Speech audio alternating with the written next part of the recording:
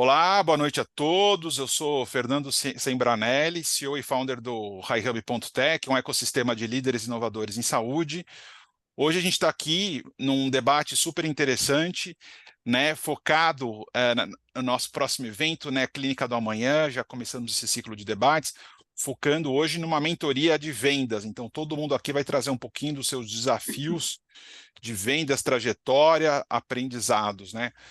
Nós somos um ecossistema focado no desenvolvimento de líderes inovadores em saúde. Buscamos gente muito boa no Brasil inteiro, no exterior, para compor aí um ecossistema excepcional.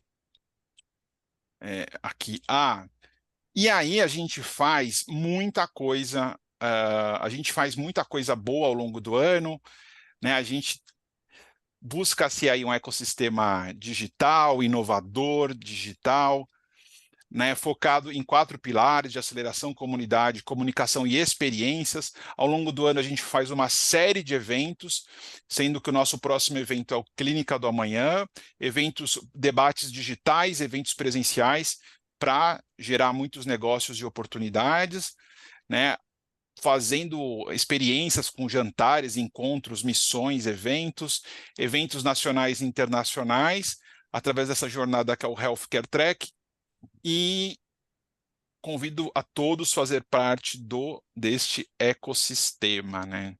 E aí, assim, eu acho que só para começar aqui, eu acho que vendas é um desafio para todos nós. Para mim, na minha trajetória, foi muito. Até eu entender que eu queria ser, que eu comecei como Health Nova Hub, como um hub que eu falei, eu estava fazendo eventos pontuais, eu falei, não. O meu trabalho, eu quero fazer um evento, um trabalho de continuidade. Aí eu mudei o modelo de negócio para um modelo de recorrência, que tinha mais adesão aqui, aquilo que eu queria fazer. E aí, com o tempo, para mim, foi fundamental entender que meu cliente, né, a persona que eu estava buscando, são líderes inovadores em saúde, pessoas que têm um perfil de liderança e que estão numa trajetória de inovação em saúde, que para esse público específico, através do nosso trabalho, a gente consegue gerar valor. E eu acho que isso foi algo que eu demorei bastante tempo para entender e principalmente para perceber que se no passado eu fazia grandes eventos, né? Chegou uma hora que eu falei, não, mas como é que é o dia seguinte, né? Como é que você mantém esse vínculo? Então, eu acho que tem uma questão de autopercepção, de desenvolvimento pessoal para ter um modelo de negócio para que você tenha uma entrega que faça sentido. E eu acho que no meu caso teve uma questão muito forte de ver com a minha personalidade, né? E, e aí eu entendo que vendas é sim um baita desafio, né? Porque acima de tudo, o profissional de saúde quer acertar. Eu acho que a gente, acima de tudo, em vendas, você tem que aprender a escutar o não. O não da pessoa física, da pessoa jurídica, né? Muitas vezes daquelas pessoas que não vão acreditar em você, que vai ser a grande maioria, né? Então, acho que por isso e aí eu acho que é fundamental buscar pessoas que estejam nessa jornada, e isso é o que fortalece o nosso trabalho. Eu vou passar a palavra para a Zaza Souza, que é o primeiro painel que está conosco.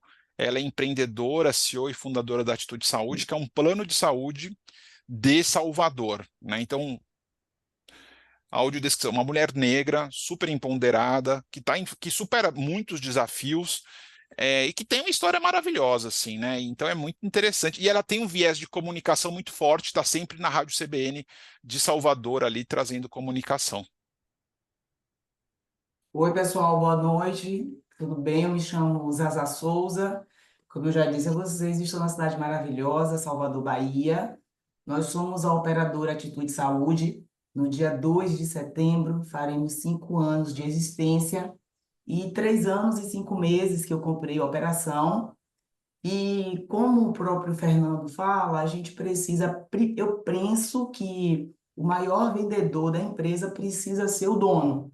Porque se você não souber vender os seus sonhos, se você não souber fazer com que as outras pessoas acreditem em você, é quase impossível você sobreviver. Nós estamos num segmento de saúde suplementar que em 2016 existiam 2.016 operadoras e neste momento existe apenas 664 operações, né?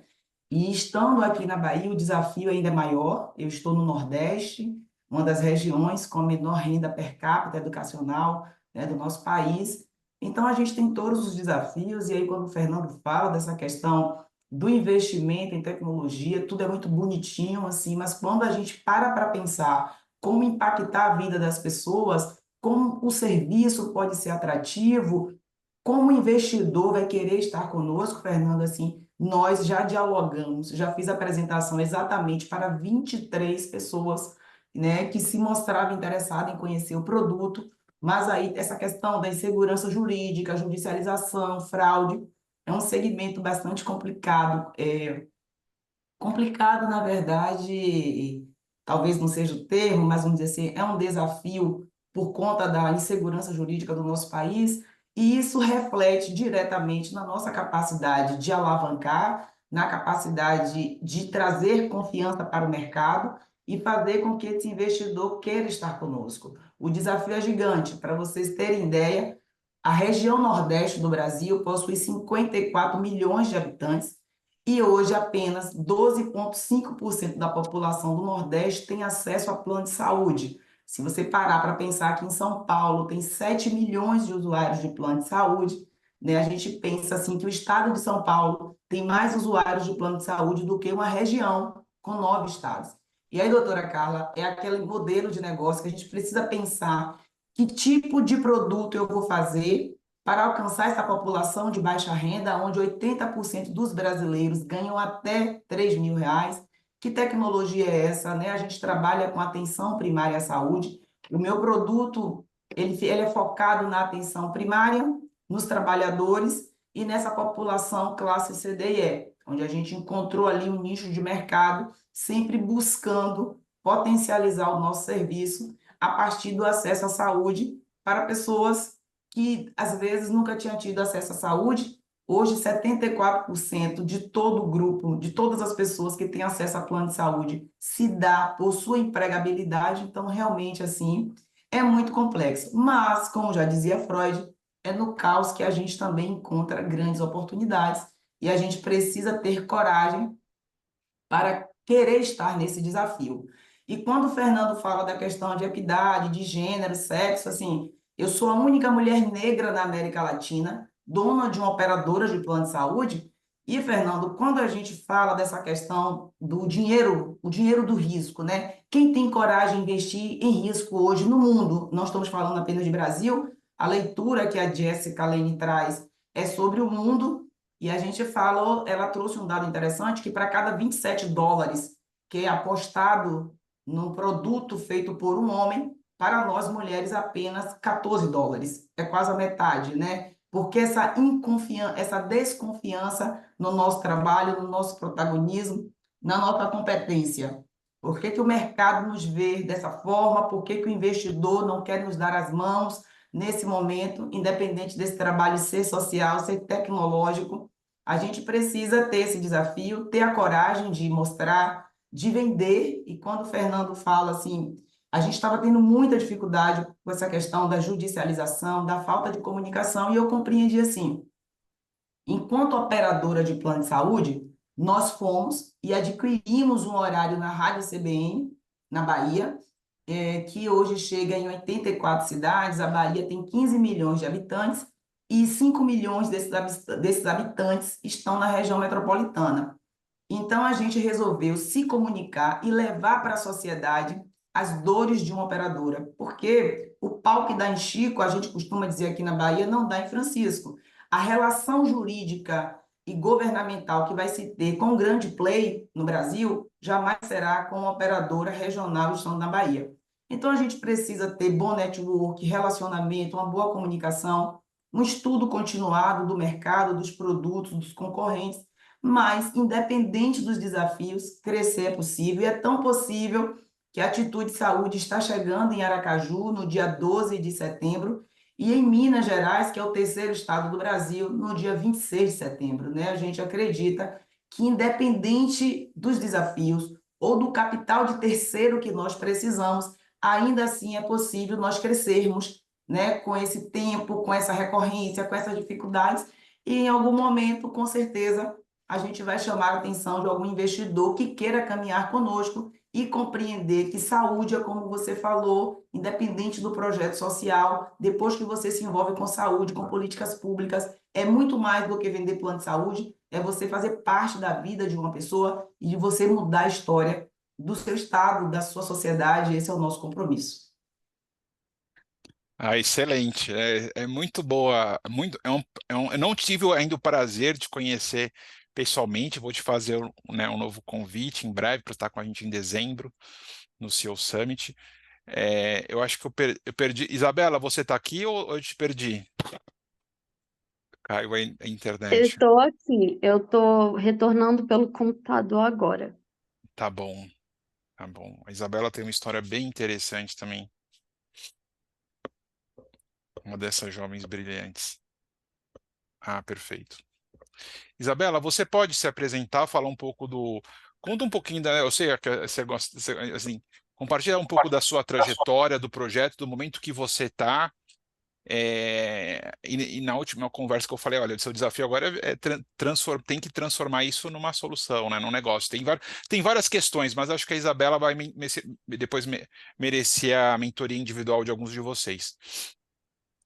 Certo. Então, boa noite, pessoal. Eu sou a Isabela.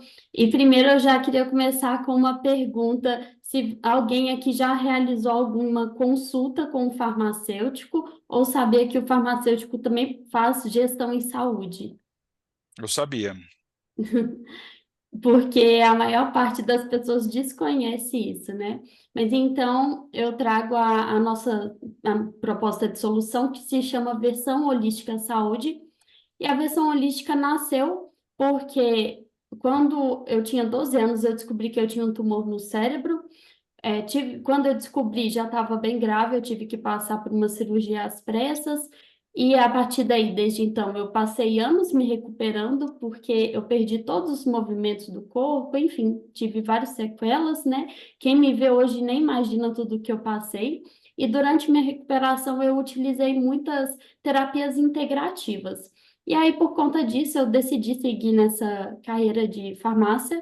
Já sou quase farmacêutica e sou 80% farmacêutica. E decidi investigar o porquê que isso aconteceu, né, para evitar que outras pessoas passassem pelo mesmo que eu. Então, eu fui, observando e a gente identificou os maiores gaps relacionados à demora do diagnóstico, a toda a questão também do aumento da sinistralidade dentro das redes de saúde, e a gente observou a questão de uma falta de comunicação horizontal entre os profissionais que cuidam daquele determinado paciente. Então, assim surgiu a versão holística com o objetivo de fazer a gestão de cuidados dos pacientes, integrando todos esses atores do cuidado ali daquele determinado paciente e tendo como ator central, né, quem faz esse acompanhamento e quem vai alterando o plano de cuidados, o farmacêutico. Só que o farmacêutico é em contato com todos esses atores, né? Então, ou seja, é, é uma colaboração e todo mundo consegue ter uma satisfação ali no resultado do paciente, com o objetivo da gente também, tendo, né, consequentemente, os melhores resultados no tratamento, ter uma redução também de custos relacionados ao tratamento do paciente.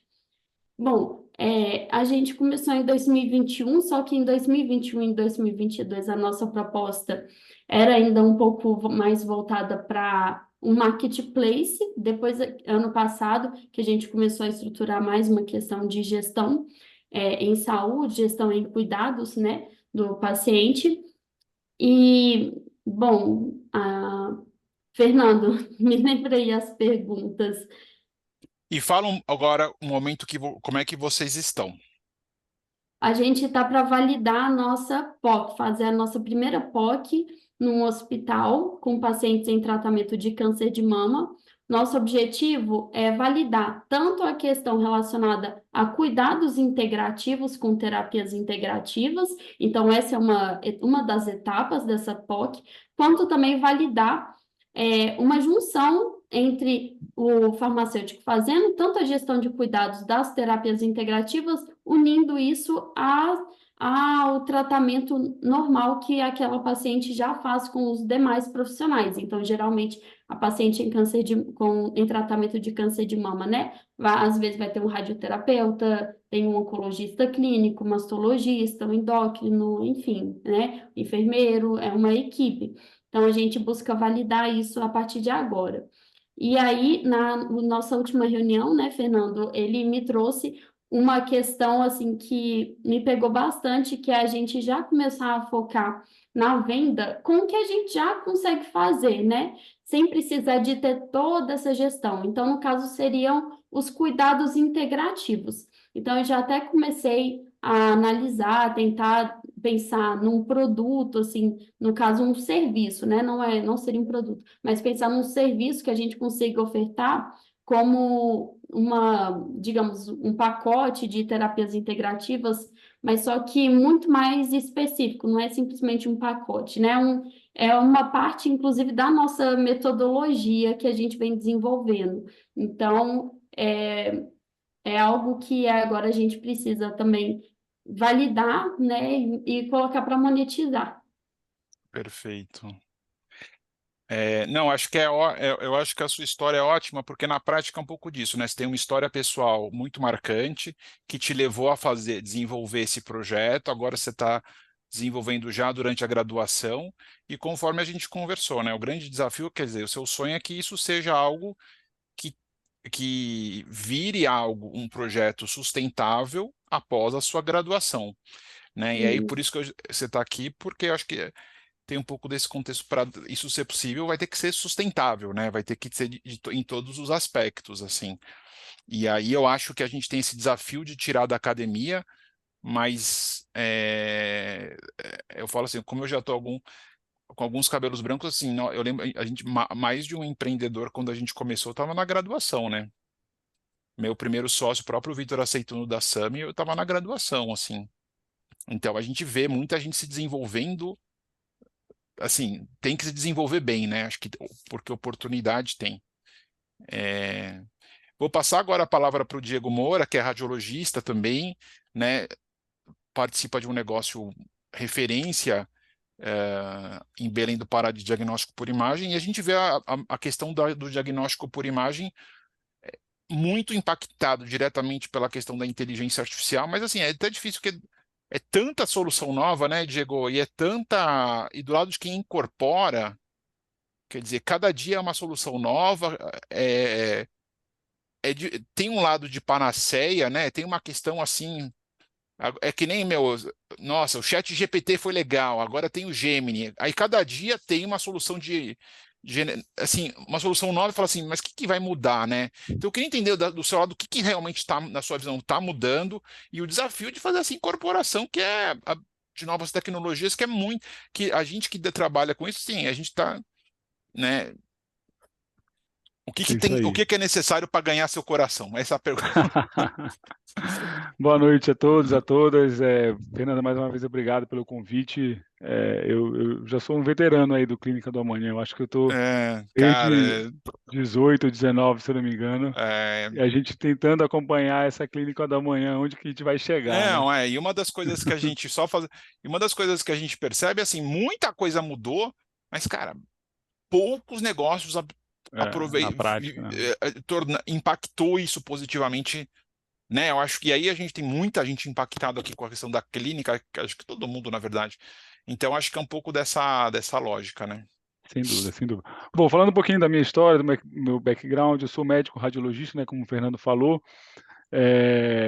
Fiz a minha especialização aí em São Paulo e tive que sou daqui de Belém, natural, mas fiz a minha residência em São Paulo. E na minha volta, não só tive que assumir um papel de médico radiologista, como um papel num laboratório de diagnóstico por imagem que foi fundado pelo meu pai. É um laboratório aqui da região que completou 40 anos ano passado, então é daqueles modelos de laboratórios de diagnóstico por imagem tradicionais, né? Foi fundado pelo meu pai e um sócio, e que tinham modelos de operação, de atuação bem característico da maioria dos laboratórios de diagnóstico por imagem do nosso país, aí bem semelhante. E muitas transformações tiveram que acontecer, esse desafio da gente entrar na gestão aí foi algo que, de alguma forma, veio no início como algo mais doloroso, né, enfim, aquela necessidade da gente se manter, performando e acompanhando o mercado. E aí depois, com o tempo, a gente vai começando a gostar, vai fazendo amizades, um network, aí o Fernando já me ajudou muito nisso também. E aí, de alguma forma, quando você começa nesse mundo aí da gestão, é um caminho sem volta. Então, é algo que eu já nos últimos 5, 6 anos eu tenho participado, tenho investido meu tempo e o meu meus estudos, né, nesse segmento. E o nosso segmento de diagnóstico por imagem, ele sempre foi muito impactado pela tecnologia, né, as nossas modalidades, nossos exames de imagem, eles sempre passam por transformações, por atualizações, por mudanças tecnológicas. Isso ao longo do desenvolvimento, né, da nossa modalidade. E nos últimos anos a gente teve a influência da inteligência artificial e, enfim, dessas novas tecnologias e, sem dúvida, a radiologia está entre as prováveis 3 maiores segmentos da medicina que foi mais impactada pela inteligência artificial, e é algo que a gente já ouve já há bastante tempo. E, assim, na prática, a gente tem eu costumo dividir assim, num segmento na parte clínica, né, no impacto clínico e de diagnóstico das ferramentas de inteligência artificial, e um outro segmento que é na parte do background, né, do tudo que envolve um fluxo, uma jornada de atendimento aí de um paciente no nosso segmento de diagnóstico por imagem. É claro que essas jornadas, elas se misturam, né, talvez, muitos dos processos que envolvem as jornadas em outras áreas da saúde são semelhantes ao nosso, mas é claro que para o nosso segmento de exames por imagem tem algumas particularidades. Então, eu costumo dizer que as ferramentas que vieram para somar nessa questão da jornada, em tudo que envolve o agendamento, o atendimento, o fluxo desse paciente, elas sem dúvida impactaram na nossa rotina, isso eu acho que a gente consegue ver. É claro que tem esse desafio que a gente do retorno que todo esse investimento nos dá na prática. E aí a gente tem as ferramentas clínicas, e que, de alguma forma, foram muitas, a gente recebe uma enxurrada de informações de novas soluções no contexto clínico, mas que na prática poucas a gente consegue usar e que de alguma forma nos trazem retorno econômico-financeiro, que não tem como hoje em dia falar disso. Enfim, a gente está com a questão da saúde suplementar e das operadoras nos pressionando bastante para redução de custo, enfim, entrega de valor com custo mais controlado. Então, na prática, a gente teve pouco resultado, poucas ferramentas que conseguiram nos impactar.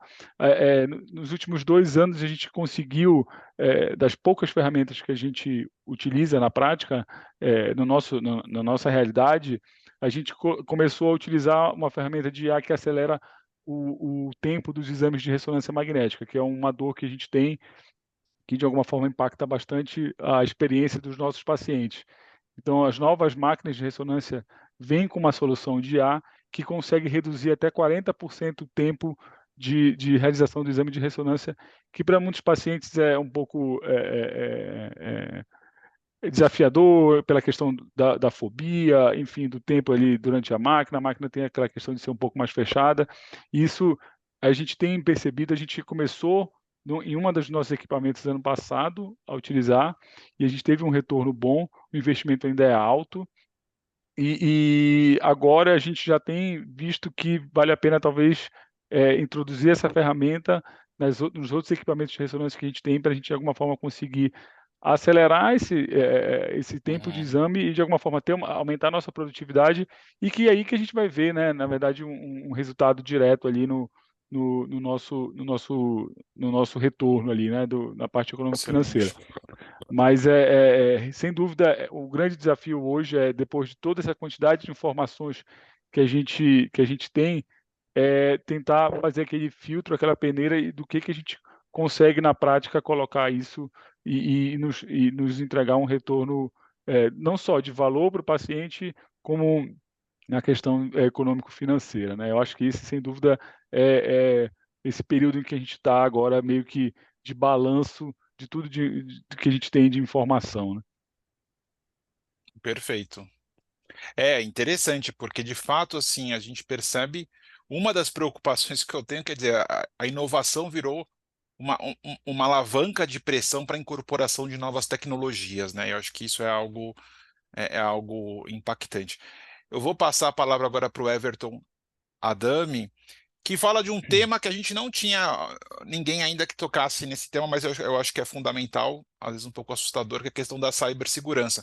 Mas hoje, Everton, você pode falar de cibersegurança, mas o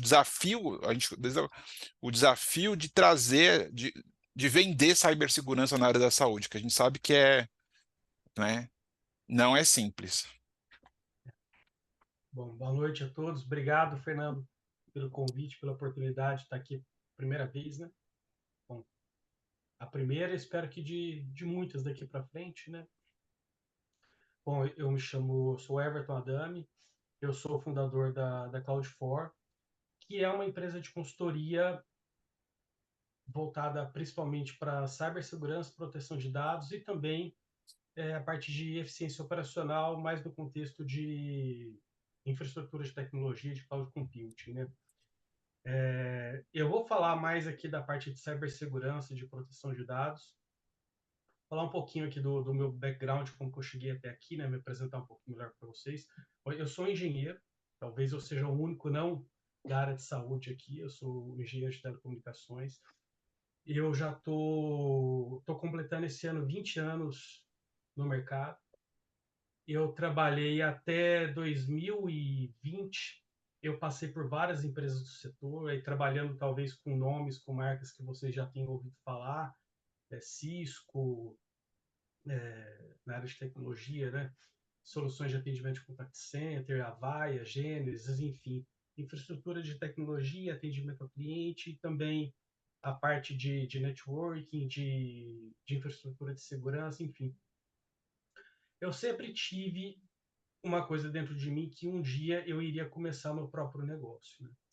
Então, de 2020 para 2021, eu me desliguei da última empresa que eu estava trabalhando e parece que esse chamado veio, uma coisa que estava meio adormecida, veio esse chamado e foi uma coisa assim, meio que no ímpeto. Eu simplesmente decidi começar. E uma coisa que me moveu, uma coisa que me incomodava, na verdade, durante todo esse tempo que eu estava no mercado, aí, trabalhando em outras empresas, a gente está falando aqui de soluções, de projetos inovadores. Eu percebo que nesse mercado de tecnologia, o pessoal fala muito de solução, mas o pessoal não entende de fato o que é vender solução. O pessoal fica muito naquela questão de apresentar produto, falar de características de produto, e não existe solução, porque para vender uma solução você precisa ter um diagnóstico de um problema, né? A gente está aqui falando na área de saúde, é a mesma coisa, você quer passar um tratamento, prescrever uma medicação, um tratamento sem ter um diagnóstico, né? Então, esse eu sempre percebi que foi um desafio e um problema de vendas mesmo das empresas de tecnologia, que elas ficavam muito focadas assim para dentro, né? Para o que eu faço, o que eu vendo, e com uma dificuldade muito grande de estar do outro lado, de entender a dor e quais são os desafios de negócio de quem está do outro lado e conseguir propor como que tecnologia ajuda a resolver isso, né? E falando especificamente de cibersegurança e proteção de dados, existe um desafio maior ainda, porque muitas empresas, eu acho que a maior parte das empresas que estão nesse segmento, elas estão com esse viés de solução, que na verdade é venda de produto. Então eu fico tentando encaixar o meu produto, com as características do meu produto, na empresa, no cliente que está do outro lado, né? Então, se eu sou uma empresa que vende firewall, equipamento de proteção ali do perímetro de rede, eu tento apresentar essas características e, vamos dizer assim, empurrar isso.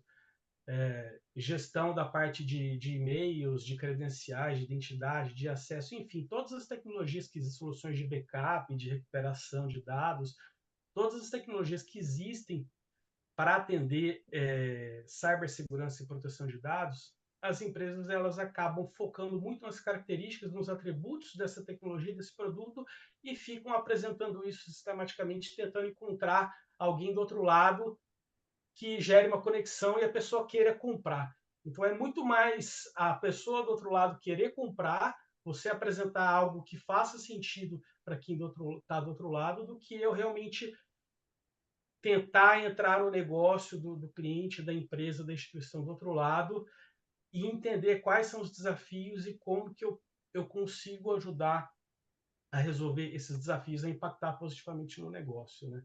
Então, acho que esse é um grande desafio. O que eu estou procurando fazer diferente é falar menos de tecnologia, de características de tecnologia, e falar mais do que realmente é essencial nesse contexto de cibersegurança e proteção de dados, que são pessoas e processos. Então, pessoas, processos e tecnologia. A tecnologia ela precisa entrar como uma ferramenta para impulsionar, para escalar a capacidade e a produtividade das pessoas. Então, quando a gente fala de cibersegurança, a gente pensa automaticamente em tecnologia, mas está muito mais relacionado a comportamento, a cultura da organização, ao treinamento, à capacitação das pessoas, a processos, a controles bem estabelecidos de gestão, de monitoramento contínuo, de tudo aquilo que pode oferecer risco, trazer um impacto que venha causar um incidente cibernético mais grave dentro da organização. E a tecnologia, naturalmente, ela está em todo lugar, né? A gente está aqui falando de saúde digital, de telesaúde, de digitalização do serviço de saúde. Então, a tecnologia ela está presente. Mas, assim, você vencer esse desafio, você está, a gente chama de maturidade, você tem uma boa maturidade da sua gestão de cibersegurança, ela está mais relacionada a como você lida com as pessoas, como você trabalha com as pessoas e como você implementa processos bem estruturados para fazer a gestão disso, né? Perfeito. Eu acho que a gente está num momento de, se começar a rodar um diagnóstico aqui, temos muito a evoluir, né? Porque eu acho que exatamente é uma baixa maturidade e o que a gente tem visto, né, não só na área de saúde, mas realmente o grau de vulnerabilidade, né, que a gente É. vive. Então acho que esse é um tema importante. A única coisa assim que me fugiu o nome, mas assim, a gente vê muito a questão da discussão da qualidade, né? Mas hoje, infelizmente, eu acredito que no questionário de qualidade, na avaliação da acreditação, não entra a cibersegurança ainda. E aí, conforme a gente vê essa evolução da saúde digital, a gente vai ter que olhar, né, entender pelo menos. Certamente vai entrar. Vai entrar, Certamente vai tá? entrar. É isso aí. Vai entrar porque assim a própria OMS ela já está criando determinações para que os países tenham políticas mais robustas em relação à gestão, ao tratamento, e a gente não está falando só de privacidade de dados, a gente não está falando só de LGPD mais, a gente está falando como cibersegurança de uma forma mais ampla, né? O escopo de cibersegurança e segurança da informação ele é bem mais amplo do que só a LGPD, né? Quando a gente fala de segurança da informação, é qualquer evento, qualquer incidente que possa impactar na confidencialidade, na integridade e na disponibilidade dos dados, dos sistemas, das informações. Esse é o tripé que sustenta tudo, né? E agora a gente tem recentemente questões regulatórias aí no Brasil. Agora, no final do ano passado, foi publicado, foi estabelecido um comitê através do Gabinete de Segurança Institucional do Governo Federal, foi, através de um decreto-lei, foi publicada a Política Nacional de Cibersegurança, e essas determinações de organismos internacionais, elas vão chegar aqui, da mesma forma que a LGPD veio meio que impulsionada pela GDPR lá na Europa, essa necessidade, ela vem de fora. Essa maturidade ela começa normalmente nos Estados Unidos, na Europa e chega aqui. Então, de alguma forma, isso já está chegando. A OMS já está criando determinações para que todos os países que sejam membros eles estejam adequados a essa questão da cibersegurança e essa política nacional de cibersegurança que foi publicada, e isso está evoluindo, está sendo criados comitês, a gente não sabe exatamente ainda se vai ter uma agência reguladora, igual existe a ANS, por exemplo, talvez Uhum. tenha uma agência Não, reguladora de perfeito. cibersegurança. Então, assim, Obrigado. Não, só... Uhum. não, só para concluir, essa questão de que vai ser obrigatório e vai ser as organizações, as instituições, elas vão ter que lidar com isso, isso é iminente, tá? Isso é uma questão de tempo para chegar. Sem dúvida. Perfeito. Obrigado pela contribuição. E acho que, assim, e na minha percepção, a gente está no estágio de baixa maturidade ainda, então tem bastante para caminhar. Passar a palavra agora para a Paloma, para contar um pouquinho da trajetória dela e o que eles têm feito, né, o time todo na Aclina. Legal. Bom, é isso aí, Fernando. Obrigada, viu, pelo convite. É um tema que você sabe que eu sou apaixonada, é um baita desafio, né? Eu não, primeira vez aqui, então não sabia muito bem qual seria o modelo. Então, acho que o desafio maior é poder contextualizar um pouquinho de todos os desafios, que são muitos, né? Então, minha formação, pessoal, é jurídica, tá? Eu estou na área da saúde há 23 anos. Eu me formei em direito, entendendo um pouquinho do passivo trabalhista e previdenciário que as empresas teriam. Eu entendi que meu perfil era muito mais trabalhar na prevenção, fiz uma experiência fora do Brasil, entendi que tinha muita coisa legal lá fora, vim com a idealização aqui para o Brasil de, cara, que legal trabalhar com saúde ocupacional e dali montar um ecossistema onde você venda N produtos e serviços para as mesmas empresas. O que eu imaginava que eu levaria 4 anos, levou, assim, 14 anos, né? Então, aí já começa a primeira crise de realidade do empreendedor brasileiro.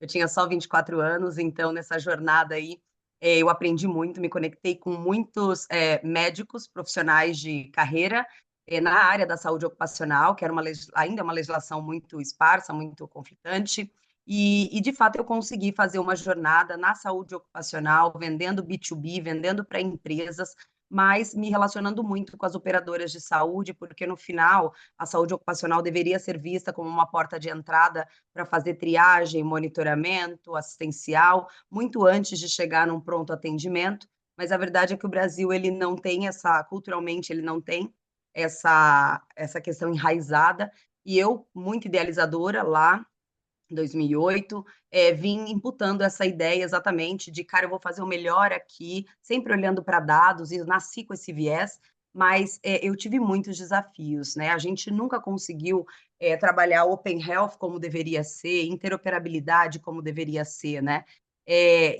Assim, como acho que foi o Everton que falou que é engenheiro, eu também não sou da saúde, Everton, acho que o primeiro ato de coragem aí, quando você fala em empreender em saúde, é você não ser da saúde e você se enveredar nesse universo, que é muito mais conservador. Então, eu vim aprendendo ao longo desses anos, era uma clínica 600 metros quadrados, a gente foi crescendo muito rapidamente, vendeu um trabalho muito consistente de relacionamento com o cliente, mas chega um momento que a gente, 15 anos de operação, a gente percebe que ainda que eu tivesse saúde ocupacional, montei um laboratório, montava um ambulatório dentro das empresas, vendia para o seu Manuel da padaria, aí fomos num posicionamento muito consistente, passamos a atender multinacionais.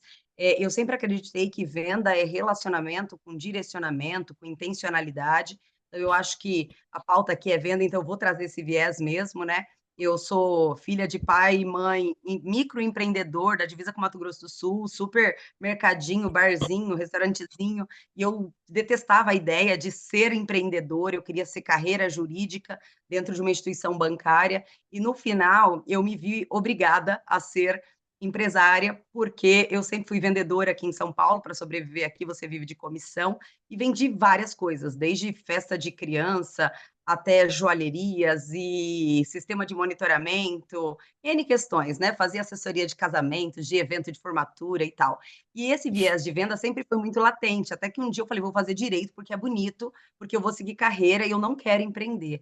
E a verdade é que o vendedor, quando ele bate meta, quando ele é agressivo, imaturo, né? Um pouco presente, somos um pouco disso tudo.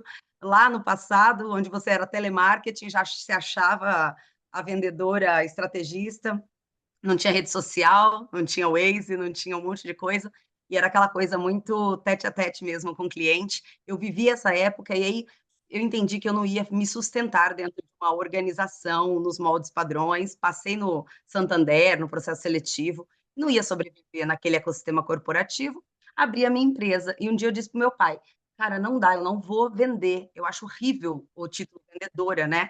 E aí meu pai, muito sábio, um oriental, tal, bem tradicional, falou: cara, você pode ser o que você quiser da tua vida. E eu lembro que eu tinha feito um curso de massagem, porque eu era recepcionista de uma clínica de estética. Eu achava que eu ia vender melhor, obviamente, se eu conhecesse a técnica. Ele falou: aí, ó, você foi fazer curso de estética, você é vendedora da clínica e você vai ser vendedora para sempre, porque você vai estar sempre se vendendo. Quando eu entendi isso, eu abri minha empresa e, cara, meu melhor lugar de potência sempre foi esse. Sentar, identificar a dor do cliente, entender que eu tinha condições de trazer competências complementares para entregar aquela dor. Sempre fui muito olhando para dados e processual, mas eu me deparei com N desafios, porque você põe o cliente para dentro e você não sabe, você não olha para a jornada dele, né? Então, montar time, liderar gente, passar esse meu conhecimento, que por tempos eu dizia, cara, vendas é sorte, venda. Não, depois você entende que é ciência, que é inteligência, né? E o maior desafio, quando eu estive nesse B2B, ciclo de venda grande, contrato de ticket alto, não conseguia entrar nas operadoras, tinha desafio de falar com o ambulatório, porque o ambulatório estava olhando para o do plano de saúde e eu querendo oferecer palestra, conscientização, auditoria de tributária, inclusive, voltada para folha de pagamento, FAPs e etc. Cara, aumentei meu ticket, consegui diminuir o churn, meu churn era muito pequeno, isso foi muito legal, mas eu crescia muito conta-gotas, perto do que eu entendo hoje sobre empresas exponenciais. Então a Ethics, ela deu muito certo, chegou em 2018, 19, eu montei uma empresa de inclusão e diversidade dentro do ecossistema, vendendo laudo caracterizador para a inclusão da pessoa com deficiência no mercado de trabalho, fiz termos de acordo com o Ministério Público. Depois eu montei a Safety AD, que é uma startup educacional, onde a gente tinha uma plataforma totalmente white label para vender para os nossos clientes, que eu já tinha grandes companhias ali da região de Gazioli, de Macaé e tal, e a gente vendia esses treinamentos, os cursos voltados para a saúde e segurança do trabalho, incluiu saúde mental e tudo isso que a gente ouve muito falar, já trabalhando com dados, mas ainda com muitos desafios de falar de alcançar realmente resultados pautados em dados, que levaria a empresa a ser mais estratégica. Por quê, gente? Porque o meu ICP, o meu perfil, quem era o meu influenciador lá dentro da empresa? Era o RH. Alguém aqui vende para RH, gente? Fala com RH? Ah, é isso, né? É um desafio muito grande. Eu fiz o lançamento da Safety AD em 2022, essa plataforma educacional. Eu fiz esse lançamento como modelo startup sem saber o que era startup, tá? Recurso próprio, investimos, desenvolvemos, já começamos a breakivar ela porque eu já tinha clientes na carteira.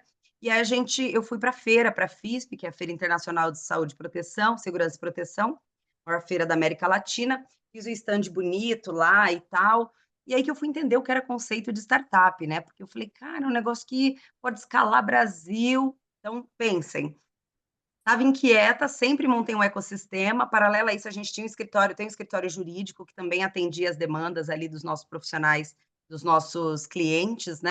Então eu montei um ecossistema, um hub de soluções ali para as empresas que eu já me comunicava. Então, empiricamente, eu já estava cuidando do relacionamento com o meu cliente, trazendo solução para toda a jornada dele, mas eu acho que a grande questão aí foi quando eu entrei nesse universo da startup, entendendo o que podia ser escala, como se relaciona com os investidores, né? Nunca tinha captado, não sabia de verdade nem o que era anjo investidor. Então, essa jornada como Clinacare, que é um marketplace de consultórios, um marketplace da saúde, eu conecto o profissional de saúde que deseja ter um espaço para atender a um consultório que tem toda a estrutura, inteligência e serviços para que, através da minha conexão como um Airbnb, a gente consiga gerar rentabilidade para o anfitrião, que é o dono do consultório, e trazer acesso a múltiplos consultórios flexíveis para o profissional de saúde. Eu me deparei com a Clinacare, porque eu tenho um amigo que foi o founder, o João, ele já tinha se relacionado comigo há alguns anos, e eu já estava nessa inquietude de trabalhar com saúde ocupacional, desafio, ciclo de venda grande, contratos mais robustos, equipe gigante, rede credenciada Brasil. Cara, 2 filhos, quero agora uma liberdade geográfica, e aí entendi que a Clinacare seria o meu lugar ali para entender melhor essa jornada. Entrei como investidora na primeira rodada de investidor anjo e fiquei no conselho, porque eu era a única pessoa da área da saúde que conhecia de gestão de clínica, conhecia das dores do anfitrião e principalmente da experiência desse usuário como profissional de saúde que busca uma clínica. E aí, no final, entrei como diretora de operações, depois que fiquei 8 meses em conselho, entrei em operações, fiquei 1 ano, e agora em maio assumi como CEO da Clina. Quais são os grandes desafios, né? Fernando, você vai me cortando aí, porque você sabe que eu gosto desse tema. Hum, fala. Quais foram os grandes desafios? Quais são, né, os grandes desafios? Eu acho que no modelo tradicional, como saúde corporativa, fazendo as integrações com empresas de teleatendimento e, enfim, como todo mundo conhece, as grandes, acho que o grande desafio da venda lá era realmente você encontrar uma proposta de valor que toda a cadeia que é impactada pelo custo realmente veja valor agregado no que você está entregando, pautado em dados, porque é o plano de saúde que fala de um jeito, a empresa de telemedicina que traz outro dado e a saúde ocupacional que vem fazendo outro tipo de mapeamento, que aí aos olhos do empresário é só de cunho de legislação e obrigatório. Então as leis estão mudando muito paulatinamente nessa ótica com o e-social, então isso está trazendo à tona muito mais obrigatoriedade, mas meu desafio na empresa tradicional era realmente ter uma proposta de valor e que o decisor lá dentro não fosse o cara de finanças, né? O RH entendia a dor, mas o cara do financeiro bloqueava o budget para poder Ah. investir nisso. Paloma, eu só vou Ainda por... passar a palavra para os outros, depois a gente volta, tá bom? Não, tá bom. E aí, só Hum, concluindo de Clinacare, falava para um B2B, agora eu falo para o B2C, gente. é, Esse é o maior projeto desafio muito. dentro de Clinacare. A gente está aí realmente numa jornada bem desgastante, porque é muito investimento, mas os investidores entendem que é um mercado de potência, e no final é como É. break-even Mas essa eu acho que a acima roda. de tudo, assim, acho que você antes da Clean, você já, quer dizer, você já tinha uma base de vendas e metodologia de vendas muito bem estruturada, né? Então acho que esse é o ponto assim que vale a pena frisar, que assim, você é uma pessoa que tem uma metodologia de vendas, né, e uma trajetória construída em cima de vendas, assim como a Carla Sarni tem, quer dizer, que eu acho que é exatamente fundamental, né? Não tem como, né, Fernando? Hoje eu falo, empresa é venda, fluxo de caixa e lucro. Se a Essa gente não vender, não olhar como esse dinheiro entra e sai, você sabe, a Zazá deve entender bem isso, o dinheiro entra depois de X tempo, Não cara. só a Zazá, eu acho que é todo mundo aqui fala que cor que eu tô hoje. Ih, tá meio, É, né? É, é não é isso isso, aí. é vendas, é fluxo de caixa e lucro, né? No final, não pode ser startup, o tradicional é a mesma regra, Perfeito. mas é isso aí.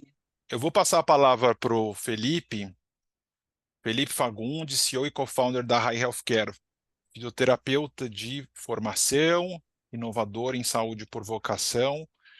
E, novamente, né, a gente tem muitos profissionais de saúde de todas as formações. A Isabela está aqui, farmacêutica, a gente tem muito fisioterapeuta conosco, né? A gente tem, então você vê que hoje assim, enfermeiro, vídeo Lincoln.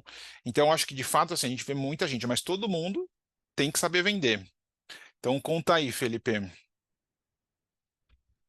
Legal, Fernando, obrigado mais uma vez pelo convite. Prazer estar com vocês, a todos os colegas aqui, alguns rostinhos já conhecidos, prazer reencontrá-los, rostos novos, é sempre bom. Então, como você já introduziu, Fernando, eu sou fisioterapeuta de formação, eu tive minha carreira, sabe aquela coisa do fisioterapeuta que o sonho é, cara, eu quero ter minha agenda cheia, acabei me dedicando bastante para estudo, fui para o meu mestrado, fui para pós-graduação, depois fui para o doutorado.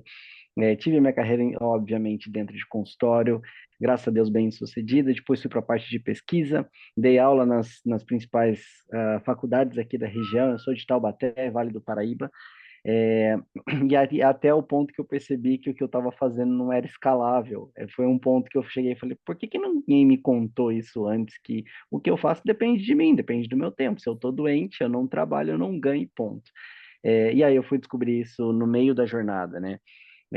Mas nunca é tarde, eu acabei indo estudar, indo encontrar, na verdade, no empreendedorismo, acho que uma saída, de certa forma, para isso. Antes da RAI, que é esse projeto principal que eu toco hoje, eu tive duas edtechs voltadas para o mercado de fisioterapia, e aí a RAI foi um salto que a gente decidiu olhar um pouco mais para mercado, né? Um pouco mais para B2B, um pouco mais para problemas mais complexos, e aí é onde a gente se posiciona. De maneira bem resumida, a RAI hoje é uma plataforma que auxilia hospitais e convênios de saúde na gestão de custo, efetividade e desperdícios em tratamentos de alto custo. Então, a gente acaba sendo um braço direito de hospitais e convênios na identificação de desperdícios e aonde está vazando dinheiro nesses tratamentos de alto custo. E como todo dia é dia de vendas, azar, depois eu vou te chamar para a gente conversar, para a gente bater um papo. Então, assim, os desafios que a gente encontra. Cara, a gente está falando de valor em saúde, a gente está falando de identificação de custo-efetividade, estamos falando de mapeamento aí de oportunidades dentro dessa área de VBHC, por exemplo, que, cara, o mercado talvez não esteja pronto para receber isso. Então, a gente entende que a nossa curva, obviamente, para todo mundo, a curva de adoção dessas tecnologias e desses processos, ela é longa por natureza. Então, hoje eu entendo que eu demorei para entender o ciclo de venda longo, e aí acho que é importante a gente trazer o elefante branco para a mesa, para a sala, Caramba. Fernando. Acho que Mas todo você mundo sabe deve que, ter assim, passado. conversando com muitos de vocês, assim, dos nossos membros, cara, e tem ciclo de venda assustadoramente longo, assim, Exato. que é tipo 12 É, meses, ok. Tem clientes que é exato. 18 Não, e a meses. gente vende para a Unimed, né, cara? Então, a gente vende para a cooperativa. Então, Uhum. às vezes o time executivo, o time técnico está apaixonado pela solução, bateu lá no conselho, bateu na presidência e não passa. Então, assim, eu demorei para trazer o que eu estava comentando, né? Eu demorei para entender a paciência que a gente tem que ter e a resiliência que a gente tem que ter. E aí, o que eu estava brincando de trazer o elefante branco para a mesa, para a sala, é assim, cara, teve síndrome do impostor, obviamente, né? Eu vinha do mercado que para mim era atender o paciente, ponto. E daqui a pouco eu estou me confrontando com o mercado que, cara, você tem que demorar 8, 10 meses para fechar um contrato, isso demora, isso demanda muito relacionamento, é viagem, é outro formato completamente diferente. Mas acho que as experiências são super válidas. Hoje não vou falar que a gente está em escala, não, a gente está em operação, tentando marcar nosso lugar dentro do mercado, mas Só, acho que só, Felipe, deixa mais claro a dor, assim, você falou um pouco assim, é isso. mas conhecendo a sua solução, deixa mais claro a dor que você resolve, que não ficou claro. Cara, tratamentos de alto custo custam muito dinheiro, e destes desperdiça-se muito dinheiro. Para a gestão entender desperdícios em tratamento de alto custo, a melhor recomendação é custo-efetividade. Eu dou esse dado. Geralmente os convênios eles têm análise financeira, que é custo, basicamente, então eles acabam tendo só uma visão míope de saber só se fazer a cirurgia em um hospital é mais caro do que a do outro, que é mais barata. Eu entrego a custo-efetividade. Então, o meu processo eu coleto o desfecho com o paciente e transformo esse dado em análise de custo-efetividade, para que não somente tenha a comparação de onde é mais caro e onde é mais barato, mas onde é mais custo-eficaz. Então, é essa lacuna de mercado que a gente costuma trabalhar, tá? Essa análise de custo-benefício. Então, assim, acho que de aprendizado, só para finalizar minha fala, Fernando, de aprendizado, acho que assim, as coisas acho que começam a virar quando a gente também deixa o tempo nos amadurecer e amadurecer a solução, né? Acho que tem muita escuta, é super chover numa molhada aquela coisa de a gente tem que focar no problema e não na solução e tudo mais e tal, mas, cara, são alguns salmos dessa cartilha que a gente precisa rezar todo dia. entender a paciência e o tempo que as coisas demoram, inclusive para nos amadurecer, né? Então, a gente está falando de um mercado complexo que, às vezes, a solução é boa, o timing não é tão bom assim, porque a maturidade de quem vai usar talvez não esteja tão adequada. Tá? Então, acho que hoje o nosso maior desafio é justamente esse, é entender esse timing. A gente está falando de uma temática que é nova, de certa forma, não deveria ser, mas é nova, né? E aí, muito brevemente, eu vou tentar contar uma história aqui, só para você entender, e como você puxou a solução, Fernando. A gente teve no ano passado, a gente teve um encontro e a gente defendeu a nossa tese para um grupo de empresários do Grupo Votorantim. E aí, para eles não fazia sentido o que a gente estava fazendo. Cara, como assim custo-efetividade? Para mim, não faz sentido. E era uma mesa junto com CEOs de hospital. E aí ele falou, cara, para mim não faz sentido. Por que que o hospital e o convênio vai terceirizar para você a informação que é mais importante para ele, é vital para ele? Aí todos os CEOs viraram e falaram, cara, é que a gente não faz, porque a gente não tem o dado de efetividade e muito menos sabe fazer essa análise.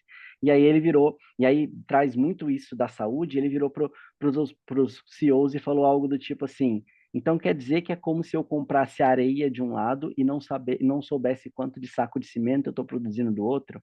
Aí eu falei, irmão, é exatamente isso que é a saúde hoje.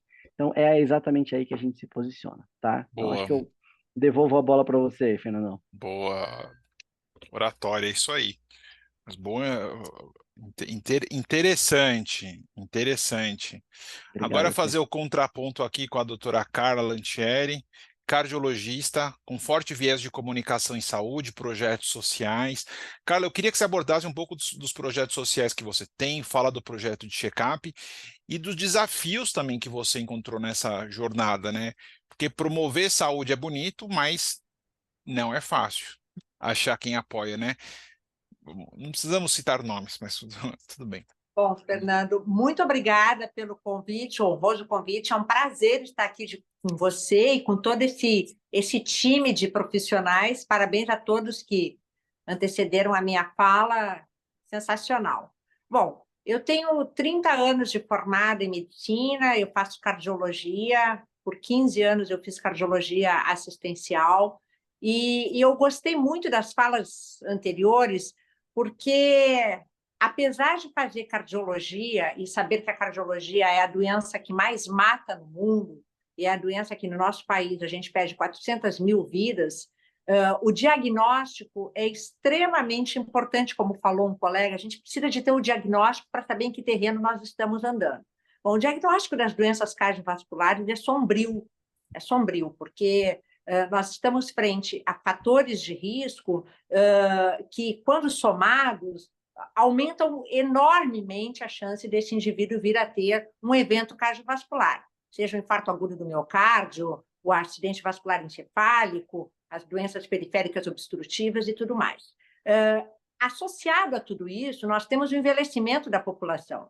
E as doenças cardiovasculares são doenças que hoje nós sabemos são doenças silenciosas, na maioria das vezes, por um período muito longo da vida do indivíduo, e que, se não for investigado e avaliado, a gente não consegue fazer uma prevenção em tempo curto e precoce. Isso é assustador. Mas, por outro lado, nós temos um dado, que é um dado que veio corroborando com toda a ciência e a medicina baseada em evidência. Em 2019, o ACC e o Colégio Americano de Cardiologia, ele trouxe para nós, nas suas diretrizes, que 80% das doenças cardiovasculares podem ser prevenidas. Então, veja você, Fernando, e colegas que estão aqui comigo, o quanto isso é impactante. Você está falando da doença que mais mata no mundo, mas, ao mesmo tempo, você fala de uma doença que tem o potencial de ser prevenida em 80% das vezes. E como? Com saúde. Com saúde. Então, nós começamos a desfocar só da prevenção e do diagnóstico, e nós precisamos de ter um olhar mais atento. O que a gente está fazendo na outra ponta? Que tipo de orientação, que tipo de educação, quais são, de fato, as nossas atitudes frente a uma intersetorialidade e uma interprofissionalidade que a gente foque na criança, no adolescente, na mulher, no homem, no idoso, sobre a saúde. os fatores protetores desses indivíduos, eles são extremamente importantes de serem abordados. E, infelizmente, muito pouco se faz. Então, em 2007, tinha saído a primeira diretriz de prevenção da aterosclerose na criança e no adolescente, e eu achei por bem criar e construir um programa, que eu intitulei Projeto Coração de Estudante, onde nós, de forma intersetorial e interprofissional, entraríamos nas escolas para levar a importância da prevenção das doenças cardiovasculares, mais focado mais na promoção da saúde. Esse programa esteve junto com a Sociedade Brasileira de Cardiologia até esse ano, e nós tivemos, de fato, conseguimos chegar em 6 estados brasileiros, trabalhamos muito com a Secretaria da Educação, da Cultura, do Esporte e também da Saúde em alguns municípios. O programa começou na cidade de São Caetano do Sul, onde nós estendemos para todas as escolas de período integral, e nós tivemos grandes desafios. O primeiro deles, que se é difícil a gente conseguir convencer parceiros que a prevenção da doença é importante, imagina a promoção da saúde. É mais difícil ainda, né? Então, quando você fala em prevenção de doença, ainda existe uma necessidade do indivíduo achar que, se ele não o fizer, ele adoece. Mas a promoção da saúde é a mais a longo prazo ainda. Então, você não tem, por exemplo, um desfecho de mortalidade quando você introduz uma medicação para diminuir um colesterol, para diminuir uma pressão arterial, uma hipertensão arterial. É mais difícil de se trabalhar, e principalmente dentro do grupo da própria saúde, onde a gente tem focado que a gente vai para desfecho de mortalidade, onde a gente tem focado que a gente vai avaliar comorbidade. E, ao contrário do que pareça, a saúde por si só, ela só consegue ser construída se a gente for se unir cada vez mais à educação, ao comportamento, ao estilo de vida saudável. Então, o estilo de vida saudável hoje, ele corrobora em 80% da prevenção das doenças cardiovasculares. E o que se tem feito? Nada. Com todo o avanço da tecnologia, com todo o avanço da medicina cardiovascular, nós temos dados alarmantes que, de 2011 a 2021, nos países em desenvolvimento, nós não tivemos diminuição de impacto de mortalidade. E aí vem outros itens mais importantes. Como é que a gente vai implementar? A gente não vai, né? Só fazer um contraponto, exatamente isso. Quer dizer, mesmo projetos de promoção social, o que são de parceiros, sejam Estado, governo, sociedades, quer dizer, né, conhecendo a história, a gente sabe que há resistências, né? Há quem apoie, mas também o quão desafiador é fazer essa projetos de promoção de saúde, né, Carla?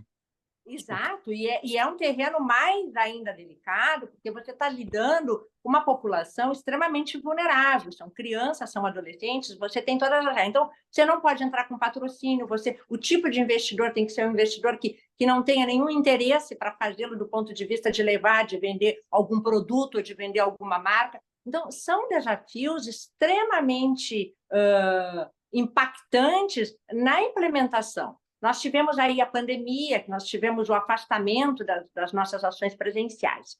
E, frente a isso, como o Fernando já me conhece, eu gosto e acredito na prevenção e na promoção de saúde. Eu acho que o médico, especialmente na área da cardiologia, ele se tornou um grande bombeiro, ele consegue apagar um incêndio do infarto agudo do miocárdio, ele consegue colocar um stent, ele consegue fazer uma cirurgia de revascularização, mas eu acho que nós, enquanto médicos, se a gente não se unir a toda a equipe interprofissional, nós não somos bons comunicadores, a gente não consegue levar saúde, a gente não sabe falar e, quiçá, vender um produto que se diga, que se fale em relação à saúde, né? A gente fala muito mais de doença do que de saúde. E em 2019, junto com o Dr. Silvio Sembranelli, um colega muito querido, que há anos a gente trabalha junto, ele foi, como eu, nós somos presidentes da Sociedade de Cardiologia do Estado de São Paulo, na nossa região, ABCDM, eu conversando com ele, eu disse, olha, está na hora da gente começar, eu queria trazer para você uma ideia da gente levar para dentro de um grupo, que é o grupo onde ele é presidente, o Grupo Ana Rosa Saúde, dentro do ABC, um grupo que trabalha de uma forma brilhante há décadas no assistencial, trabalhando com várias especialidades, tem uma equipe enorme de colegas de todas as especialidades, uma estrutura muito boa. Disse, vamos começar a... Então, nós juntos começamos a construir a ideia de vamos fazer uma outra visão. A gente vai seguir atendendo o paciente que chega para nós já com seus problemas, com as suas comorbidades, mas quem sabe a gente começa a pensar de fato nesse nome forte que tem esta empresa que se chama Grupo Ana Rosa Saúde. Então, nós começamos a construir no final de 2019, daí veio a pandemia, e de fato nós iniciamos na metade de 2020 o nosso check-up executivo, onde nós fizemos grandes parcerias, e aí estamos fazendo com algumas empresas, onde esses CEOs, os executivos, eles acabam vindo até nós. E a nossa visão é completamente diferente. Esse é uma forma da gente... A gente tem uma avaliação desse paciente que chega a nós, ele vai fazer, sim, o check-up, ele vai fazer... Então, a gente sempre constrói junto a informação de que, para prevenir doença, a gente faz exame. Para promoção de saúde, a gente trabalha com fator protetor. Então, é muito diferente. Então, nós desconstruímos a ideia que check-up é só fazer um pacotinho de exames e ver se o paciente tem ou não doença.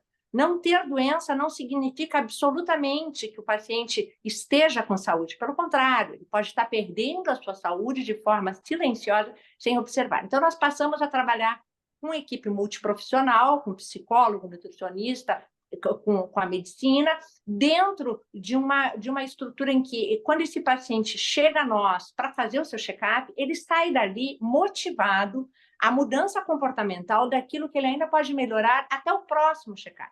E tem dado muito certo, a gente tem tido um feedback muito positivo. Qual é o nosso desafio?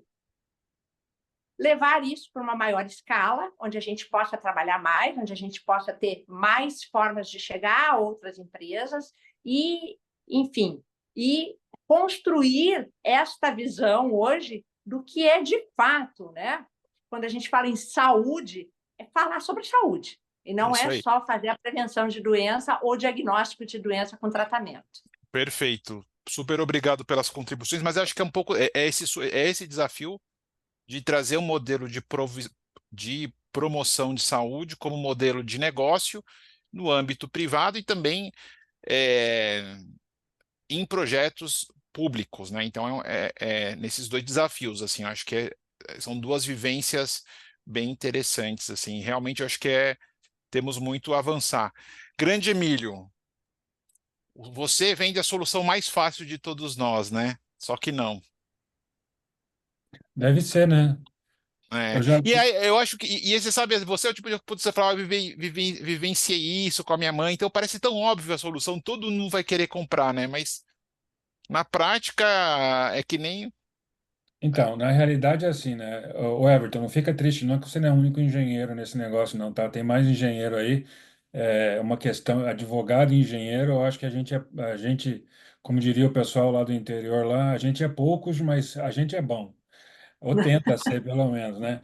Então, veja bem, a nossa solução é uma solução que nasceu em 2017, né? Como o Fernando falou, de uma necessidade da minha mãe, né? A minha mãe mora em Curitiba e minha mãe tem câncer vai fazer 38 anos que ela vem lidando com essa brincadeira.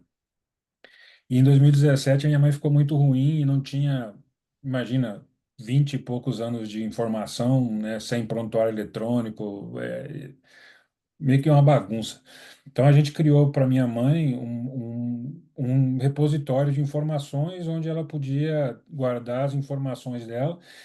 E aí no finalzinho de 2017 o meu CTO me descobriu o que eu estava fazendo. Ele falou: bicho, você está usando os meus recursos para fazer as coisas pessoais. Eu falei: cara, a empresa é minha, eu faço o que eu quiser.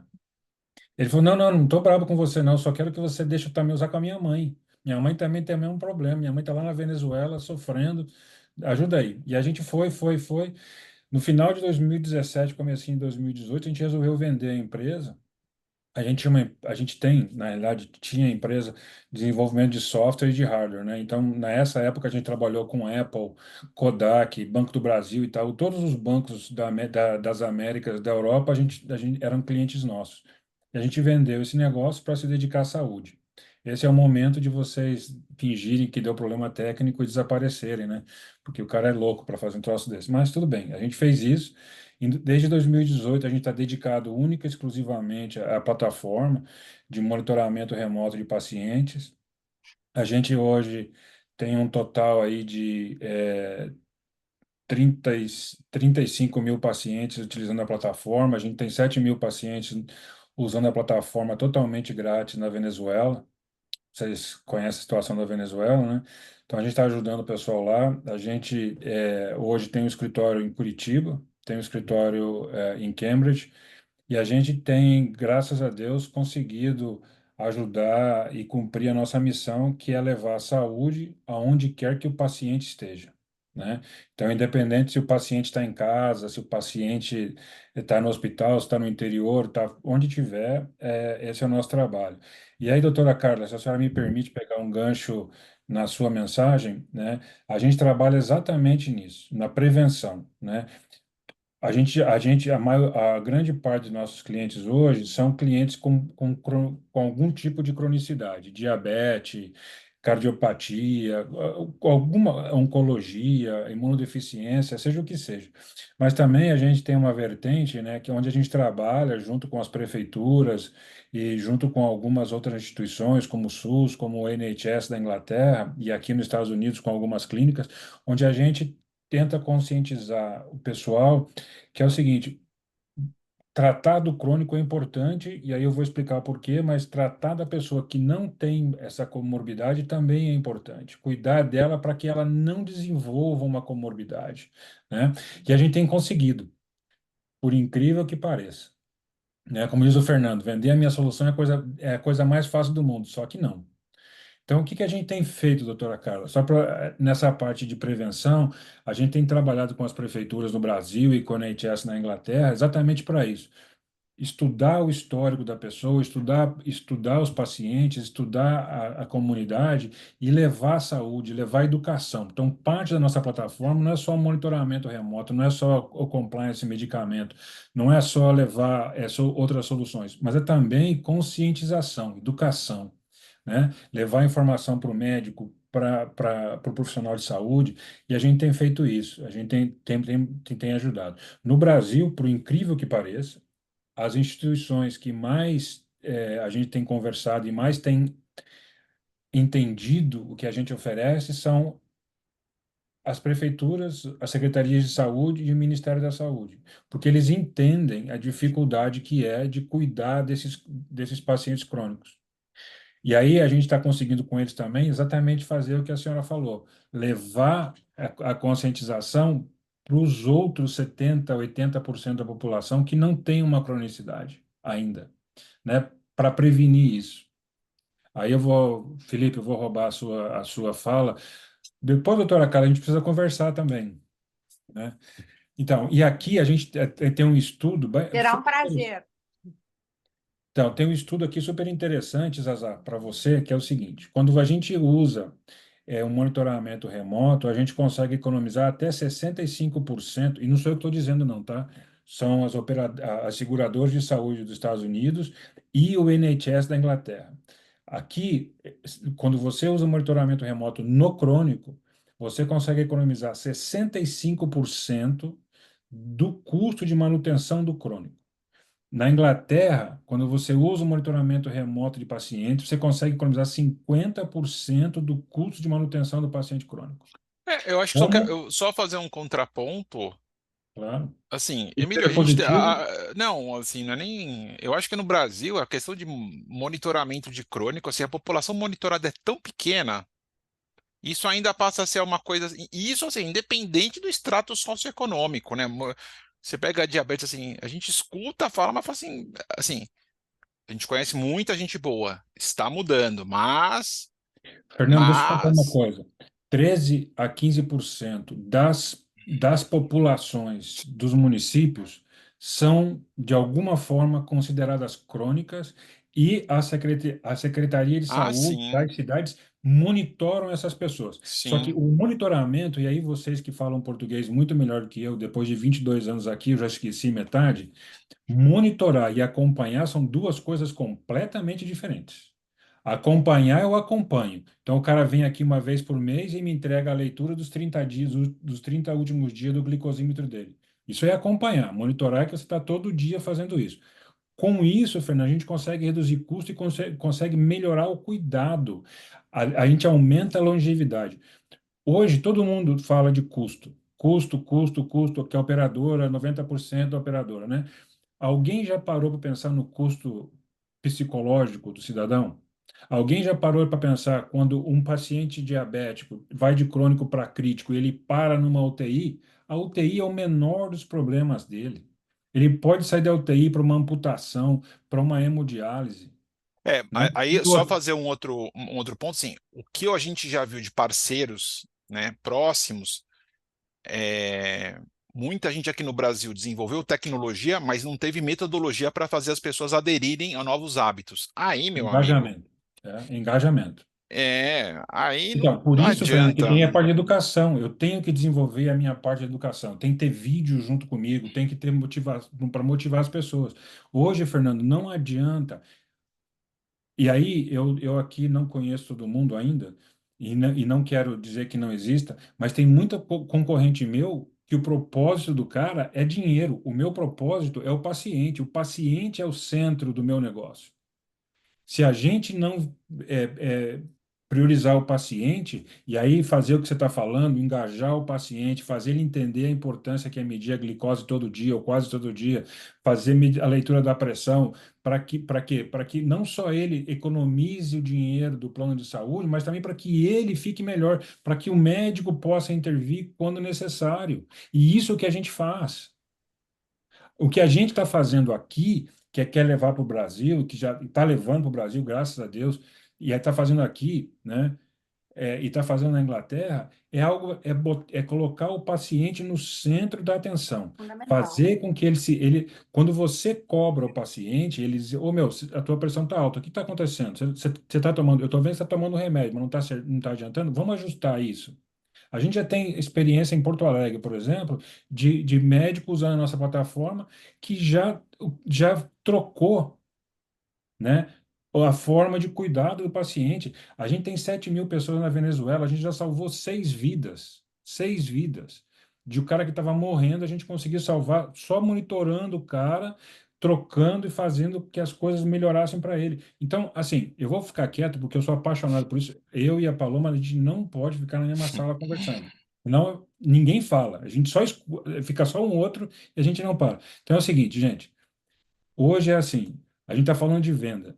Então, uma das coisas que eu acho que todo mundo aqui tem que colocar na cabeça é o seguinte: se você não acreditar no que você faz, você não vai vender o seu produto, tá? Então é assim, eu vejo quando o Diego, o Everton, o Felipe fala do produto, a Zazá fala, né, do que ela quer fazer, do que está fazendo, do mercado, que a Paloma está criando um ecossistema, que a doutora Carla está fazendo para ajudar as pessoas, né, que a Isabela, que sofreu, que está aí também, tem que acreditar no que você faz. Acredita no que você faz. Investe no teu... Duas coisas. Acredita no que faz e investe no teu pessoal. Porque é É, muito mais caro substituí-los, tá? Do que investir neles. Coloca o paciente no centro de tudo que você faz, acredita no produto e investe no teu pessoal. é isso aí. É, pegou. Zazá, com que frequência o programa da CBN vai ao ar? Porque eu tenho recebido, porque você tem compartilhado. Mas só para a gente, porque eu acho que a pergunta é porque tudo que a gente for fazer tem que fazer com frequência e recorrência, né? O programa na CBN acontece todas as terças-feiras, às 14 horas. E o Ah, objetivo do programa é, como o Emílio falou, é educação para o paciente, para o usuário, para tá. o ecossistema de saúde, né, o prestador de serviço, todos nós envolvidos nessa jornada, porque estava muito difícil se posicionar enquanto operadora de plano de saúde Tá. sem uma transparência naquilo que a gente faz. E só uma observação, eu também não sou da área de saúde, Eu sou historiadora por formação e o meu mestrado e o meu doutoramento em políticas públicas. Perfeito. Zaza, a gente pode se convidar para ir lá? Hum. Não precisa, eu mesmo convido. Nossa, Eu e a vou convidar. doutora Carla Lantieri fez uma entrevista ano passado no INCOR com o Maurício de Souza e a Luísa Helena Trajano. E aí eu acho que, linkando com o quanto que a comunicação é um pilar fundamental dos nossos trabalhos, né? Isso eu acho que para todos, né, doutora Carla? Eu acho assim, eu acho que vale também trazer para vocês algumas coisas importantes quando nós falamos em assistencial ou mesmo de construção no empreendedorismo. Há, num mundo globalizado como nós estamos inseridos, uma rapidez de informações, e aí me assusta um pouco, porque existem informações extremamente prejudiciais, né? Então, as boas informações não são tão rápidas como as informações que não são fiéis à ciência ou àquilo que a gente quer passar. Então, uma das propostas que a gente tem, eu faço parte do Departamento de Cardiologia da Mulher da Sociedade Brasileira de Cardiologia, é exatamente isso, é a gente trazer de forma intersetorial esses grandes nomes de empreendedorismo, de comunicação. Então, o Maurício eu entrevistei, a Luísa eu entrevistei, a Giane Tsuitsui. Por quê? Para a gente entender, de fato, qual é a vida real dessas pessoas e como é que elas conseguem atingir determinados locais da sua vida em empreendedorismo, em desenvolvimento pessoal, desenvolvimento de carreira. E para nós, dentro do Departamento de Cardiologia da Mulher, nós temos aqui, Emílio, mais um fator que eu vou trazer para você para a gente conversar, é o fato de que a mulher, do ponto de vista de doença cardiovascular, ela está num momento de extrema complexidade. Porque mesmo que você levante todos os scores de risco, para você poder colocar essa mulher em baixo risco, alto risco ou médio risco de doença cardiovascular, você não está premiando a precisão desse risco que a mulher corre. Ou seja, o coração da mulher é completamente diferente do coração do homem. A mulher tem fatores de risco inerente ao sexo feminino. Então, esse é o nosso grande desafio. Como orientar essa mulher que ela também infarta, que é a doença que mais mata no mundo, e que ela não vai ter a dor clássica do infarto agudo do miocárdio, e que ela tem outros fatores que contribuem para a presença de maior chance de ter um evento cardiovascular, como a menarca precoce, a menopausa precoce, a síndrome do ovário policístico, a violência contra a mulher. Então, esses fatores são fatores que hoje, cada vez mais, a gente precisa capilarizar essa informação. A gente precisa usar a mídia, Fernando. Perfeito, e eu acho que Carla, é isso que a vou gente pegar a tem sua feito. palavra aqui. Muito bom. Acho que é exatamente esse. Acho que aí você deu um exemplo claro da força da comunicação na sensibilização. Eu acho que a gente tem sim uma questão aí. Depois vale a pena alinhar com a Paloma. Acho que essa questão de saúde da mulher, para nós, os dados são muito impressionantes. A Isabel, que não está aqui, Martinez, é impressionante realmente, né? O quanto que tem temas aí que são subestimados ou não são abordados como deveriam. Vou passar a palavra agora para o meu grande amigo, excepcional empresário, Wilander Reis, que manja muito de vendas, né, cara? Por favor. Boa noite, pessoal. Boa noite, Sembranelli. Obrigado pelo convite. Eu queria ir numa linha aqui de dicas mesmo de vendas, que eu acho que pode servir para bastante gente. Mas, antes de mais nada, deixa eu me apresentar. Eu sou Wilander Reis, Will, para ficar mais fácil. Sou empreendedor, sou sócio da Face Digital, uma empresa de desenvolvimento de software sob medida, sob demanda, customizado, e também do Eleve CRM, uma ferramenta de CRM 360, uma ferramenta bem bacana para pilotar as vendas aí. E é pautado nesse tema que eu quero começar a falar um pouquinho aqui. Eu não vou contar muito o meu histórico, isso fica para um próximo dia, mas queria falar um pouco da ferramenta. CRM quem aqui tem CRM? Quem usa CRM? Vou fazer uma pesquisa rápida aqui. Tá, alguns usam, outros não usam.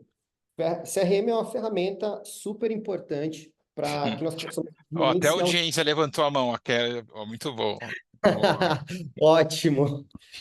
São ferramentas super importantes para que possamos gerenciar o ciclo de vida do cliente dentro da nossa empresa, né?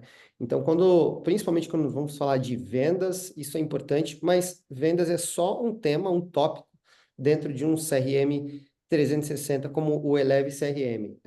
Hoje, a ferramenta, ela conta com soluções desde o momento que você pensa num público-alvo, no ICP, numa persona.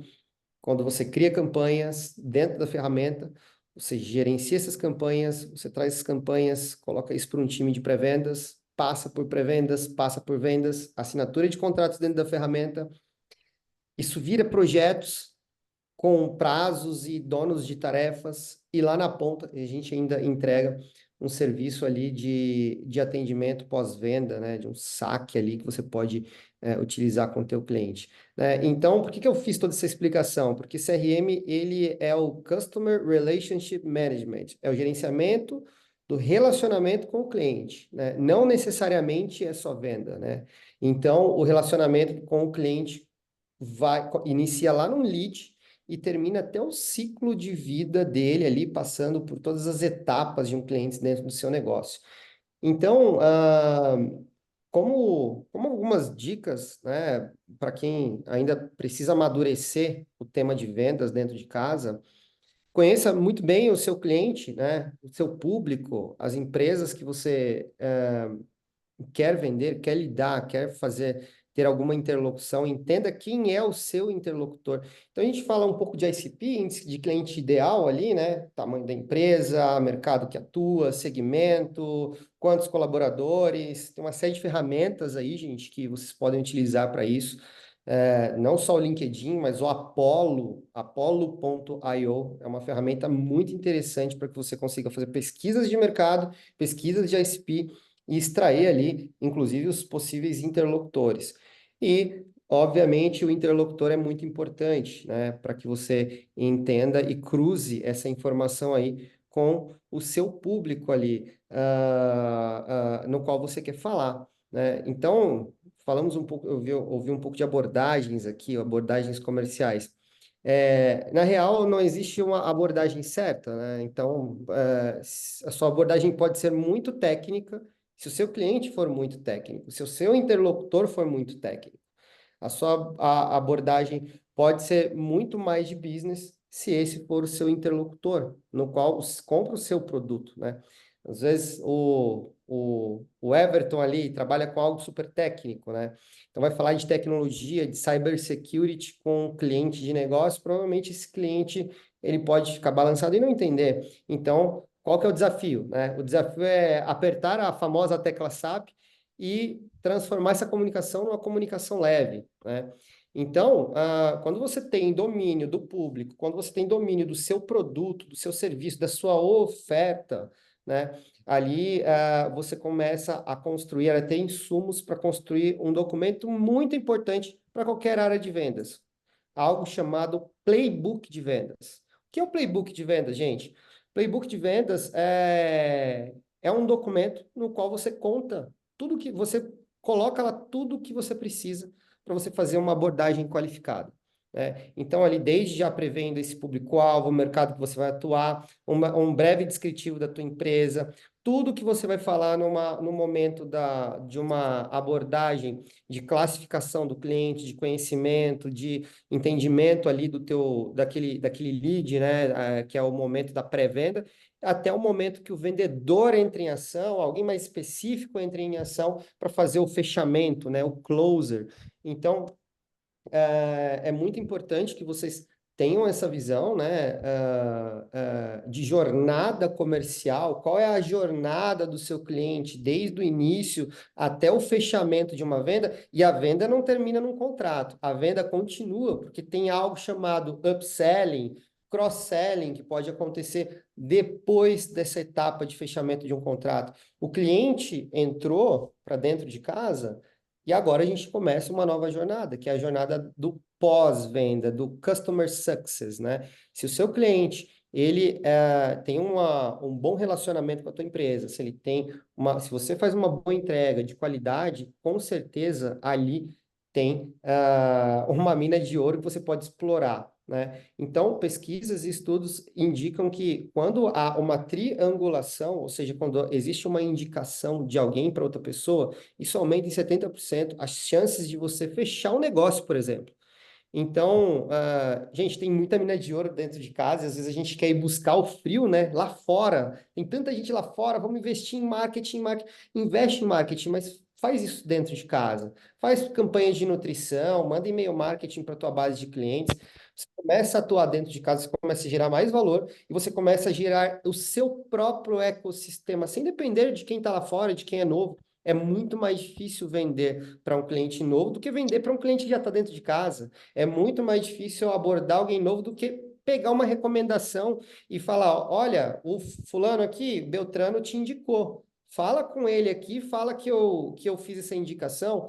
Isso já é uma boa entrada, isso já é passos e passos na frente do que tentar abordar alguém de forma super fria. Isso não quer dizer que a abordagem fria é ruim, né? Ela precisa fazer parte da venda também. Aí, falando um pouquinho de experiência, vender é uma ciência. Alguém falou aqui que venda é uma ciência. E por que que é uma ciência? Porque a gente tem que fazer diversos experimentos. Não existe o caminho certo. Existe o caminho que funciona para o teu negócio. A tua jornada de vendas, a jornada de venda do seu cliente dentro da sua empresa.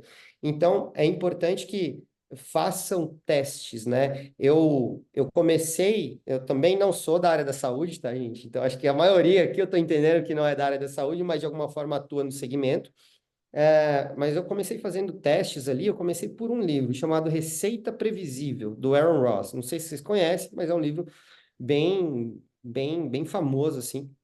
E quem não conhece, eu indico que o leia, que é uma leitura, inclusive, muito bacana. Ah, e eu comecei testando o modelo de receita previsível, né? Que é aquele que você cria funil, faz a conta, ó, se eu abordar tantos, a taxa de conversão é tanto, se a taxa de conversão é tanto, eu vou fechar tantos por mês, e isso vai dar uma receita de tanto.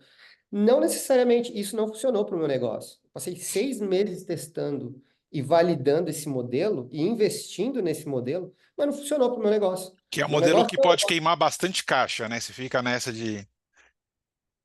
Cara, assim, tem duas formas de queimar o caixa. Testando em curto prazo, e aí é muito difícil você conseguir resultados em testes pequenos, né? Então, você vai aumentar o seu tempo de teste ou o volume de teste, ou testando a longo prazo. Eu recomendo sempre gente, mínimo 6 meses de teste. Pelo menos 6 meses de teste. Não, só fazer uma. Quem é profissional de saúde tem que vender, cara. Muitas vezes esse é um músculo não treinado. Tem que treinar, Muito, tem que se colocar muito. ali, ó, fazer duas, pelo menos assim, uma ligação, tem que desenvolver habilidades, porque pessoas que têm, para mim, assim, tem pessoas que são inatas, como a Paloma, mas também desenvolveu muito. Você percebe claramente que já desenvolveu muito o lado de vendas. E tem Sim, gente que desenvolve mais para B2B, B2C, a captação de investimento. Tem startup que é ótima para captar investimento, mas não roda tão bem, né? Então todo mundo conhece.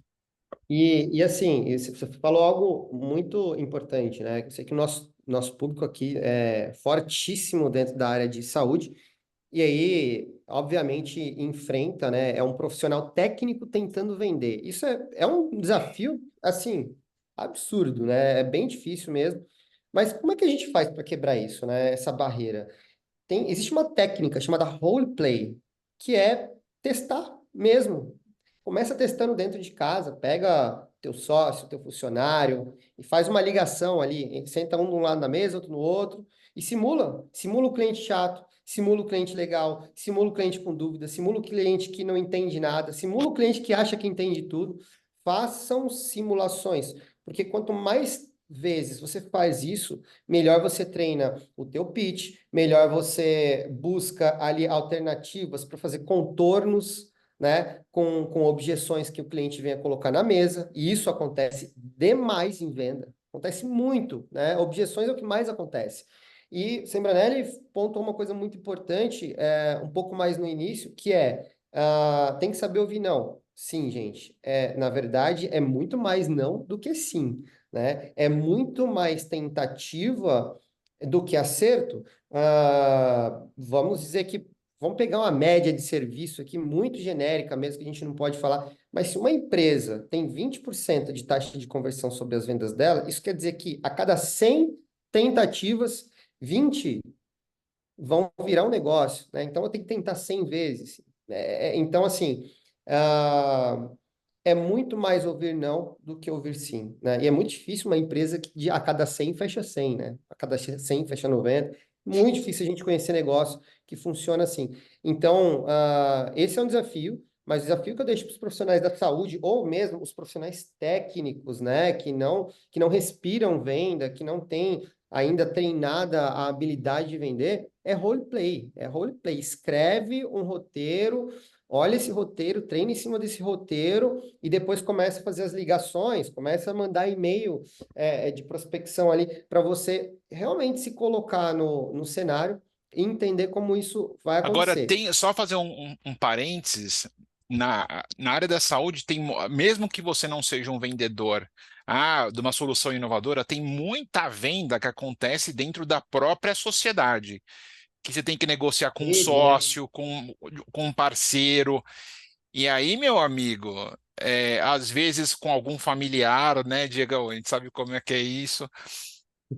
E aí eu acho que realmente, assim, e aí tem uma questão, e isso acontece também muito na incorporação de tecnologias, né? A gente vê que às vezes tem um dos sócios que está super afim de implementar uma tecnologia, o outro já tem uma resistência, quer dizer, e o que a gente está vendo, e aí eu acho que todo mundo tem uma negociação interna também, que talvez a gente não tenha abordado, mas todo mundo tem que vender. Então, assim, fundamental. E eu ia Só, complementar a com doutora Carla, deixa eu passar a palavra. Eu queria só falar algo eu achei excelente essa abordagem. Talvez o mais difícil que eu vejo dentro da área da saúde, que eu estava vendo que os colegas estavam dizendo, eu não sou médico, né? Eu acho que é exatamente isso. É a gente quebrar essa visão cartesiana de que você vende do ponto de vista aquilo que a ciência te diz. Então, você fica muito armado e amarrado no academicismo ao ponto de ficar incompreensível.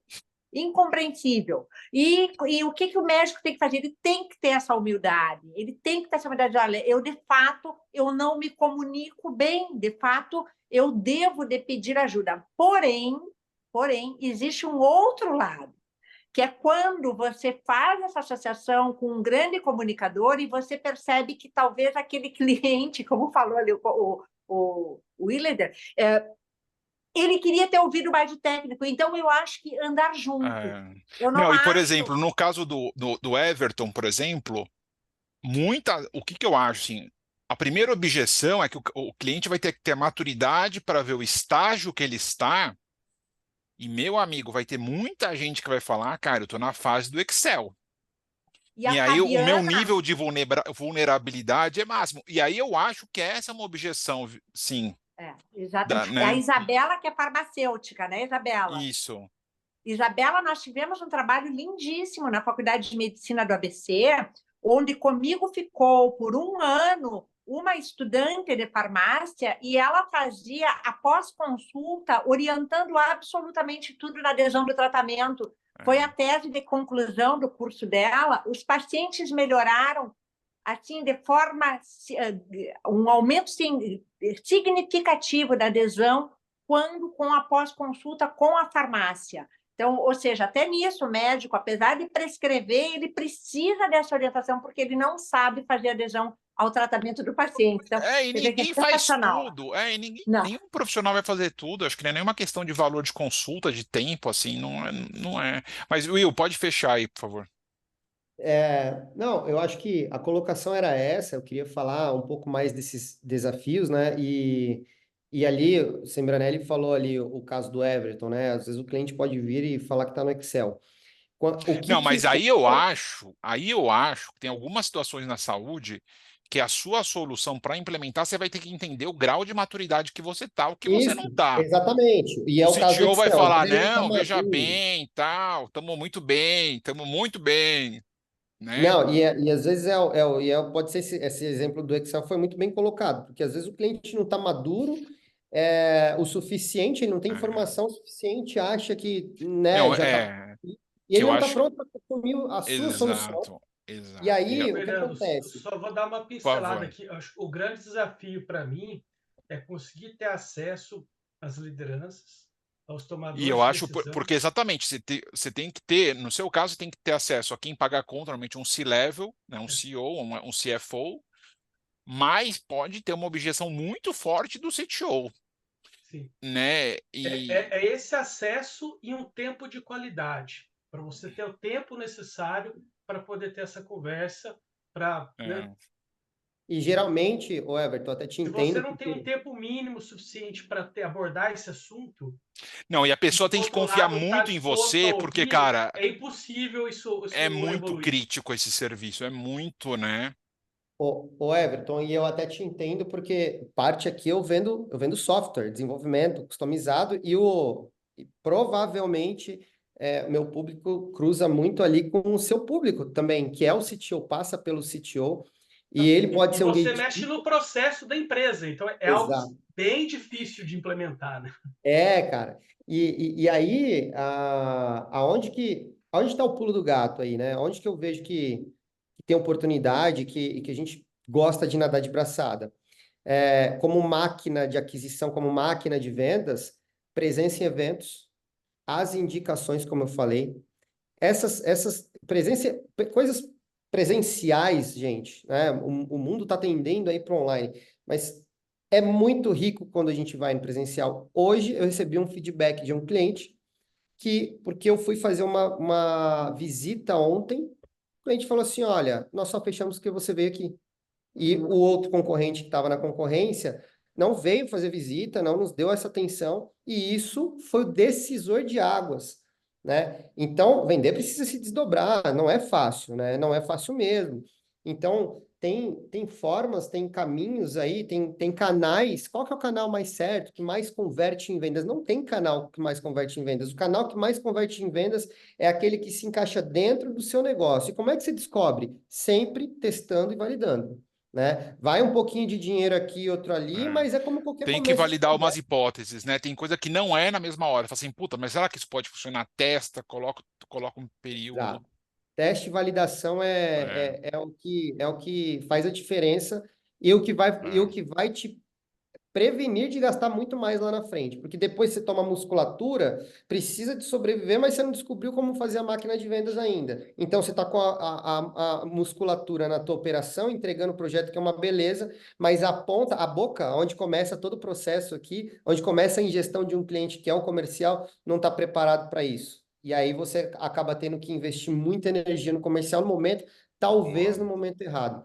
Gente, é isso. Obrigado. Essa é a minha obrigado. contribuição. Silvana, obrigado demais aí pela oportunidade. Ai, gente, muito bom, viu? Obrigado a todos. Aprendi muito. Aí vamos fazer a nossa foto aqui.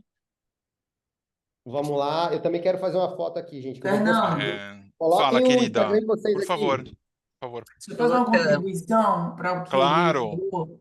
Uma das coisas hoje, assim, né? A nossa venda é totalmente terceirizada através de corretores Ah, e tá de ótimo. administradora. E uma das coisas que mais faz com que as pessoas façam aderência ao nosso produto é o fato deles conhecerem a CEO da operadora. Ninguém hoje fala com o CEO de operadora, não fala nem com o call center, que é tudo automatizado. E quando a gente percebeu que essa era uma estratégia bacana, além de promover os eventos, eu estou sempre à disposição nos momentos que eu posso, nos lançamentos, e sempre tenho ali um canal direto com o corretor, né, que é Fale com a CEO. E isso permite com que as pessoas tirem suas dúvidas e acreditem no nosso produto e nos eleve hoje à condição da quinta operação no estado da Bahia. Isso é legal, ô Isso Zazá, é porque maravilhoso. o teu negócio é volume, né? É um pouco de. Olha como muda, né? Como a gente estava falando aqui, como muda de um negócio para outro, Mas ela é né? B2B2C, né? E ainda B2C, é volume total. Aí máquina de vendas com automações, isso vai ajudar muito a ganhar escala, né? Coloca a máquina de vendas, CRM com automação ali dentro, canal de atendimento com automação, tudo isso vai te ajudar a ganhar escala, porque o teu negócio é de escala. Você precisa de volume, bastante cliente entrando aí. E já é uma característica um pouco diferente do modelo de venda complexa, por exemplo, que é vender projeto. Eu chamo da venda do cafezinho, né? Aquela venda que você vai, visita, toma um cafezinho, faz aproximação, cria confiança, gera autoridade, trabalha todos os gatilhos comerciais aí possíveis. muito bom. Mas existe, né, Fernando, assim, esse desafio, a gente falando do B2C, né, de alta escala, como a Zazá, nós também começamos com a ideia de alta escala, mas quando você consegue entender bem o perfil do seu comprador ali, do profissional de saúde, sobretudo, a gente ficou travando uma batalha entre o que a tecnologia trazia de autonomia e o quanto culturalmente esse comportamento do profissional de saúde ainda não era tão autônomo, né? Ainda que eu trabalhe em uma escala grandiosa, por conta do B2B2C, por exemplo, ou B2C direto, a gente também entendeu que requer um pouquinho de cuidado e de atendimento mais consultivo, sabe, Will? Então, são esses Uhum. aprendizados aí. Para cada nicho é uma história mesmo, para cada profissão Não, e aí é você para, assim, realmente, assim, olha, se tem uma empresa que eu admiro no Brasil é o Nubank, porque realmente, assim, é impressionante o que eles fizeram em 10 anos, assim, né? Tipo, não é só é, uma mudança de hábito num tamanho, num volume, quer dizer, né, de fazer as pessoas deixarem de ir no banco e agora trazer diferentes classes de diferentes rendas, quer dizer, e um nível de automação, né, a ponto de tornar as agências muito menos relevantes, né? Quebra Assim, de paradigmas também, né? Não tem agência, não tem. É um banco que não tem agência. Como assim um banco que não tem agência, né? Como não, assim ele é o maior, ele é o banco mais valioso do país hoje? é, Passou o Itaú. Gente, é um banco digital, nasceu ontem, ultrapassou os maiores 10 bancos. anos não é. E aí tem uma questão que assim, a gente está sempre com o nosso, graças a Deus, com a Lígia Mello da Ibu nos nossos eventos, que faz pesquisa. A Ibu é uma empresa que faz pesquisa de mercado para grandes players, né? Desde o hospital, pro hospital israelita Albert Einstein, ela atende Volvo, ela atende grandes clientes, né? Olhando o hábito do consumidor. E aí tem uma questão que a gente olha, que o hábito dos consumidores está mudando, né? Porém, tem uma. E aí eu não sei se a palavra é humanização, mas tem uma questão de experiência do paciente, experiência do cliente, a experiência digital que os clientes têm que são muito fortes, né, Paloma? Que Com a gente certeza. tem que entender, assim, e que a gente está no país como fala, país de comunicação via WhatsApp. Daqui a pouco você nasce, cresce e casa tudo pelo WhatsApp, assim, porque não é normal, assim, né? No sentido de o que a gente tem nesses debates da Clínica do Amanhã, o que a gente vê é o WhatsApp como centro de comunicação corporativa dos negócios em saúde, assim, né? Sim. Então tem muita coisa interessante acontecendo, né? E tem muita de coisas operacionais mesmo, né? Sembranelli, nós temos uma ferramenta que nós implementamos aqui na empresa também, e que é uma ferramenta de WhatsApp, né? É o Blip, não sei se alguém conhece, Ah, o alguém Blip. usa, Uhum. é o Blip. Nós somos parceiros do Blip e o que que a gente tem visto, né? Cada vez mais ferramentas como o WhatsApp sendo utilizadas de forma estratégica, não só para atendimento, como já haviam sendo feitas, mas como vendas, né? O pessoal está usando Sim. o WhatsApp ali para ou derramar Cara, ali, nossa, ou até recentemente eu vender fui numa menos. concessionária, todo o ciclo do veículo, de aquisição do veículo, praticamente foi por WhatsApp, cara, assustador. Exame, marca, agenda, exame, também é uma etapa comercial em Mas isso a algumas gente tem que olhar, só que é um aspecto cultural, né? Nos Estados Unidos não é assim, né, Emílio? no funciona Então, bem. assim, e por isso que a gente tem que sim olhar essas pesquisas de mercado, olhar, tá? Mas tudo bem. Vamos fazer a nossa foto e agradeço a todos, aos filhos, às esposas, aos maridos. Sorriam. Pronto, Isabela. Calma aí, só um minutinho, só um minutinho que mudou aqui a. Boa. Sorriam. 1, 2 e 3. Gente, super obrigado. Foi excelente, viu? Acho que vários insights. Em breve, novos convites. Muito obrigado pelo tempo de vocês. Foi ótimo. Obrigado, Obrigado, gente. Um gente. prazer, viu? Obrigado, Boa gente. noite, Prazer gente. a todos. Tchau, gente. Obrigado a Valeu, valeu. todos. Pessoal, muito Um abraço. obrigada. Obrigado. a todos. Prazer. Obrigada. Boa noite. Boa noite, bom Boa noite. descanso. Boa noite.